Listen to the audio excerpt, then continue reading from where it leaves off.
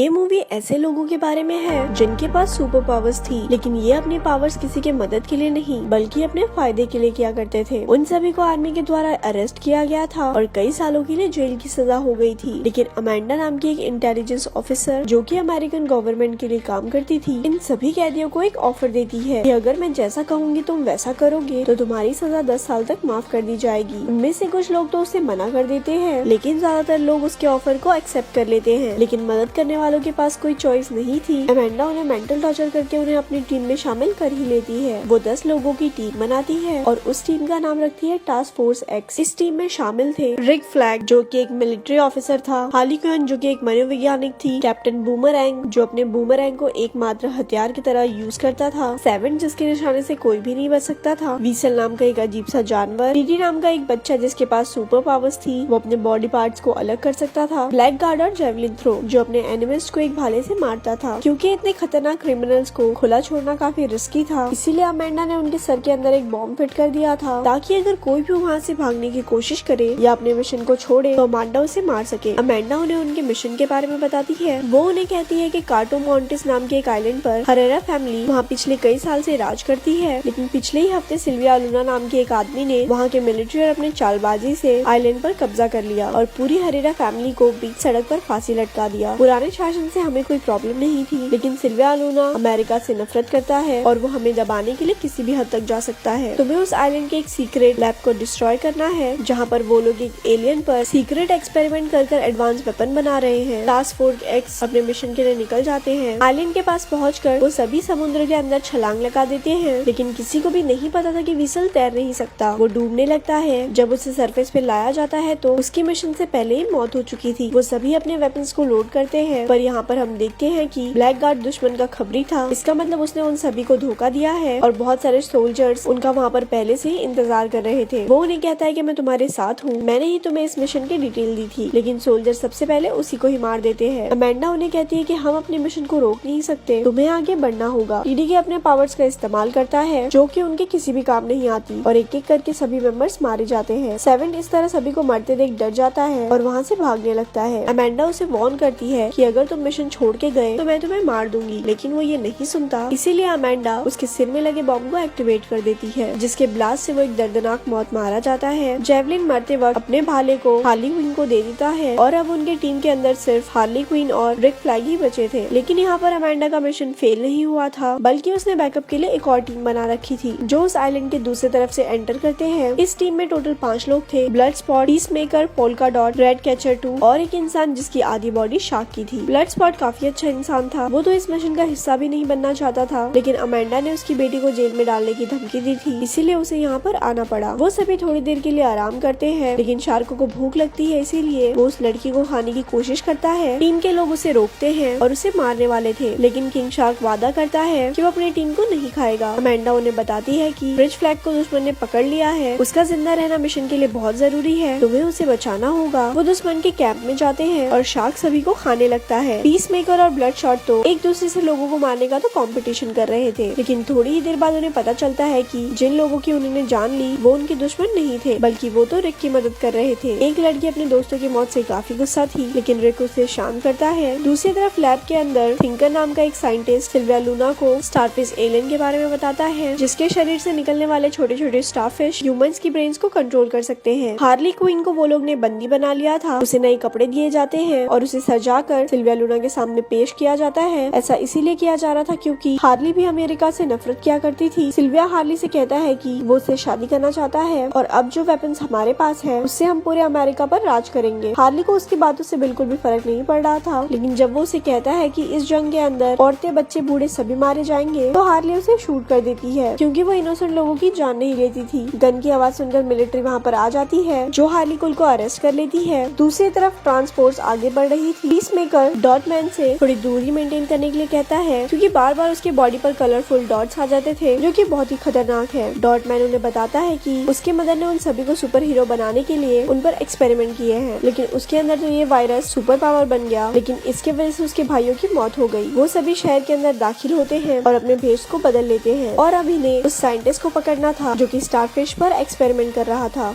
वो सभी बार केंद्रों से ढूंढ लेते हैं, लेकिन आर्मी को उनके बारे में पता चल चुका था, जो उनकी तलाश कर करते करते बार तक पहुंच चुके थे। रेड कैचर साइंटिस्ट को पीछे के रास्ते से निकाल लेती है, लेकिन पीसमेकर, रिक और ब्लड स्पॉट पकड़े जाते हैं। उन तीनों को जनरल के पास लेके जाया जा रहा था, जहाँ पर उन्हें पता चलता है कि हार्ली क्विन अभी तक जिंदा है। वो सभी उन्हें मार कर वहाँ से एस्केप कर जाते हैं और अब उनका सबसे पहला मिशन था हार्ली क्विन को बचाना। हम देखते हैं कि प्रेसिडेंट हार्ली को टॉर्चर कर रहा था, लेकिन वो उन्हें कुछ भी नहीं बताती। उनकी टीम हार्ली को बचाने के लिए पैलेस तक पहुँच चुकी थी, लेकिन प्रेसिडेंट के जाने के बाद हार्ली गार्ड को मारकर लॉक को खोल लेती है और सभी को मारते हुए वहाँ से बाहर निकल आती है। लेकिन टास्क फोर्स को नहीं पता था कि वो बाहर आ चुकी है। जब हार्ली उन्हें देखती है तो वो बहुत ज्यादा खुश होती है, क्योंकि उसे उम्मीद नहीं थी कि कोई इसे बचाने के लिए आएगा। अब उनका आखिरी मिशन रह गया था, जो था उस लैब को डिस्ट्रॉय करना। साइंटिस्ट उन्हें गन पॉइंट पर अंदर जाने में मदद करता है। उनकी पूरी टीम अंदर जाकर डिवाइड हो जाती है। ब्लड स्पॉट, पीसमेकर और शार्क बिल्डिंग में बॉम्ब लगाते हैं और बाकी बचे हुए लोग प्रोजेक्ट स्टारफिश को डिस्ट्रॉय करने के लिए जाते हैं। साइंटिस्ट उन्हें लैब के अंदर लाता है, जहाँ पर हम देखते हैं कि स्टारफिश लोगों के चेहरे पर चिपके हुए हैं और ह्यूमंस की बॉडी पार्ट को काट कर उन पर एक्सपेरिमेंट्स किए जा रहे थे। वो साइंटिस्ट उन्हें बताता है कि ये एक्सपेरिमेंट पिछले 30 सालों से किया जा रहा है। ये एलियन सबसे पहले अमेरिका में मिला था, लेकिन वो लोग अपने देश के अंदर ये एक्सपेरिमेंट नहीं करना चाहते थे, इसीलिए उन्होंने इस एलियन को इस आइलैंड पर भेज दिया और सीक्रेटली उसे फंडिंग देते रहे। इसका मतलब ये था कि इन सभी एक्सपेरिमेंट में अमेरिका भी इन्वॉल्व था और अमेंडा इस सच को बाहर आने नहीं देना चाहती थी, इसलिए उसने ये पूरा मिशन तैयार किया। जब रिक फ्लैग को पता चलता है कि उनके देश अमेरिका ने इतने सारे लोगों की जान ली, तो वो काफी इमोशनल हो जाता है और वो डिसाइड करता है कि वो इस सच्चाई को पूरी दुनिया को बताएगा। वो कंप्यूटर से हार्ड डिस्क निकाल लेता है, जिसमें एक्सपेरिमेंट के बारे में पूरी इन्फॉर्मेशन थी। वहाँ पर पीसमेकर आता है, जो रिक के ऊपर अपनी गन को पॉइंट कर लेता है और यहाँ पर हमें पता चलता है कि अमेंडा ने उसे लैब के साथ साथ सारे सबूतों और डॉक्यूमेंट को डिस्ट्रॉय करने के लिए भेजा था। लेकिन अब क्योंकि रिक फ्लैग और रेड कैचर को सारे सबूतों के बारे में पता है, इसीलिए पीसमेकर को उन दोनों को मारना पड़ेगा। दूसरी तरफ हम किंग शार्क को देखते हैं, जो कि एक बड़े से फिश टैंक के अंदर जेलीफिश को देखता है। वो जेलीफिश देखने में बहुत ही प्यारी थी, इसीलिए वो उनके साथ खेलने लगता है। उन्हें मिलिट्री ने चारों तरफ से घेर लिया था। हार्ली, डॉटमैन और ब्लड स्पॉट लैब के ऑफिस के अंदर छुप जाते हैं, पर सोल्जर उन्हें नोटिस कर लेते हैं और उनके फायरिंग से पहले ही डॉटमैन उनके ऊपर एक्सप्लोजिव फेंक देता है, लेकिन वो बाय मिस्टेक उनकी बिल्डिंग में लगाए हुए बॉम्ब से कोलाइड कर जाता है और एक के बाद एक एक्सप्लोजिव स्टार्ट हो जाता है। किंग शार्क जिस फिश टैंक के सामने खड़ा था वो ब्रेक हो जाता है और वो मछलियों के साथ बहता हुआ अपने मेंबर्स के पास आ जाता है। पर हम देखते हैं कि फिशेस काफी खतरनाक थी। वो सभी मिलकर किंग शार्क को काटने लगती है और वो इंजर्ड होकर बिल्डिंग से नीचे गिर जाता है। उसके बॉडी से काफी ब्लड निकल चुका था। ऊपर से सोल्जर्स उसके ऊपर गोलियों की बौछार कर देते हैं, पर उस पर गोलियों का कुछ भी असर नहीं होता और वो उन सभी को खाने लगता है। पीसमेकर रिक को शूट करने ही वाला था, लेकिन बिल्डिंग कोलैप्स कर जाती है और वो सभी पूरी तरह से इंजर्ड हो जाते हैं। इतने बड़े ब्लास्ट की वजह से स्टारफिश आजाद हो जाती है और वो साइंटिस्ट को मार देती है। रिक और पीसमेकर की बहुत एपिक फाइट होती है, जिसमें रिक उसे बहुत बुरी तरह से मारता है, लेकिन लास्ट मोमेंट पर पीसमेकर उसके दिल पर एक नोकीले पत्थर से वार कर देता है, जिसके वजह से उसकी मौत हो जाती है। वो देखता है कि रेड कैचर यानी कि वो लड़की हार्ड ड्राइव को उठा लेती है और वहाँ से भाग जाती है। बाहर आकर वो देखती है कि पूरी की पूरी बिल्डिंग कोलैप्स कर रही है और दूसरी तरफ हार्ली, डॉटमैन और ब्लड स्पॉट ऊपर अपनी जान बचाने के लिए पूरी कोशिश कर रहे थे। पीसमेकर उस लड़की को मारने ही वाला था, लेकिन ब्लड स्पॉट ऊपर से नीचे गिरते गिरते उस फ्लोर पर पहुंचता है जहाँ पर पीसमेकर था। वो देखता है कि पीसमेकर रेड कैचर को मारने ही वाला था, इसीलिए वो उसके ऊपर फायरिंग करता है। पीसमेकर भी उसके ऊपर फायरिंग करता है, लेकिन ब्लड स्पॉट की बुलेट साइज में छोटी होती है, जो उसके बुलेट से पास होते हुए पीसमेकर के गले में लगती है और वो मारा जाता है। रेड कैचर उसे बताती है कि पीसमेकर ने रिक को मार दिया है और ये एलियन एक्सपेरिमेंट अमेरिका ही करवा रहा है। लेकिन तभी वो एलियन स्टारफिश बिल्डिंग से बाहर निकलती है और हम देखते हैं कि उसका शरीर कितना भारी, भरकम और विशालकाय था। उसके सेंटर में एक बड़ी सी आंख भी थी। मिलिट्री उसके ऊपर फायरिंग करती है, लेकिन उनकी बुलेट उसका बाल भी बांका नहीं कर पाती। वो अपने शरीर से हजारों की संख्या में छोटी छोटी स्टारफिश निकालता है, जो लोगों के चेहरे पर जाके चिपक जाता है और कुछ ही देर बाद वो लोग दोबारा से उठ खड़े होते हैं और शहर की ओर बढ़ने लगते हैं। मैंडा देखती है कि उन्होंने स्टारफिश को आजाद कर दिया है, लेकिन उसका मिशन अब पूरा हो चुका था, जो कि इस एक्सपेरिमेंट से अपने सबूतों को मिटाना था। वो उन्हें ऑर्डर देती है कि तुम लोग अब वापस आ जाओ। हमारे दुश्मनों का जितना ज्यादा नुकसान होगा, उतना ज्यादा उन्हें दबाना आसान होगा। स्टारफिश शहर के लोगों को मार रही थी। वो इतने सारे मासूम बच्चे और लोगों को मरते हुए देखना नहीं चाहता था, इसीलिए वो उनके ऑर्डर को फॉलो नहीं करता और वो सभी स्टारफिश को रोकने के लिए चले जाते हैं। अमेंडा उनके ब्रेन में लगे हुए बॉम्ब्स को एक्सप्लोड करने का धमकी देती है, लेकिन कोई भी उसके ऑर्डर को नहीं सुनता। अमेंडा जिस बॉम्ब के बटन को प्रेस करने ही वाली थी, लेकिन उसके साथ के लोग उसे मारकर बेहोश कर देते हैं, क्योंकि उन्हें भी पता था कि अमेंडा गलत कर रही है। वो सभी उनके टीम को गाइड करने लगते हैं। ब्लड स्पॉट अपनी गन को अपग्रेड करके उसके ऊपर फायरिंग करने लगता है। किंग शार्क को कुछ भी नहीं सूझता तो वो उसे खाना शुरू कर देता है। डॉटमैन उसके पैरों पर एक्सप्लोजिव करता है जिसकी वजह से उसे काफी नुकसान पहुंचता है, लेकिन स्टारफिश उसे अपने पैरों के नीचे कुचलकर मार देता है। शहर के लोग ब्लड स्पॉट पर हमला करते हैं, लेकिन उसकी बुलेट्स खत्म होने की वजह से उसे हैंड टू हैंड कॉम्बैट करना पड़ता है। रेड कैचर्स शहर के सभी रेड्स को बुलाकर स्टारफिश पे हमला करवा देती है। लाखों की संख्या में रेड्स उसे खाने लगते हैं। हार्ली भी अपनी जैवलिन यानी कि अपने भाले को लेकर उसके आंख के अंदर चली जाती है। हम देखते हैं कि रेड्स उसकी आंखों के अंदर घुसकर उसके अंदर की नसों को काटने लगती है और जेलीफिश की आंख पूरी खून से भर जाती है और फाइनली इतनी इंजरीज की वजह से वो एक बिल्डिंग के ऊपर गिर जाता है और मारा जाता है। वो सभी रिक और डॉटमैन को याद करके काफी इमोशनल हो जाते हैं। अमेंडा उन्हें कॉल करती है और उन्हें मारने की धमकी देती है। ब्लड स्पॉट उसे कहता है कि अगर तुमने ऐसा करने की कोशिश की तो मैं एक्सपेरिमेंट की डिटेल्स पब्लिक कर दूंगा और सभी को अमेरिका के असली चेहरा दिख जाएगा। वो उससे डील करता है कि हाँ, हम इस बात को सीक्रेट ही रखेंगे और बदले में तुम किसी को भी नहीं मारोगी। अमेंडा उनके डील को एक्सेप्ट कर लेती है और उन्हें आजाद कर देती है। इस मूवी के लास्ट में हम देखते हैं कि वीवर जो स्टार्टिंग में पानी के अंदर डूब के मर गया था वो अभी तक जिंदा है और पीस मेकर इतनी गहरी इंजरी के बाद भी जिंदा है और फिलहाल अमेंडा की देख रेख में है। इसी के साथ ही ये मूवी यहीं पर खत्म हो जाती है। ऐसी ही स्टोरी सुनने के लिए हमारे पेज को लाइक करें। धन्यवाद।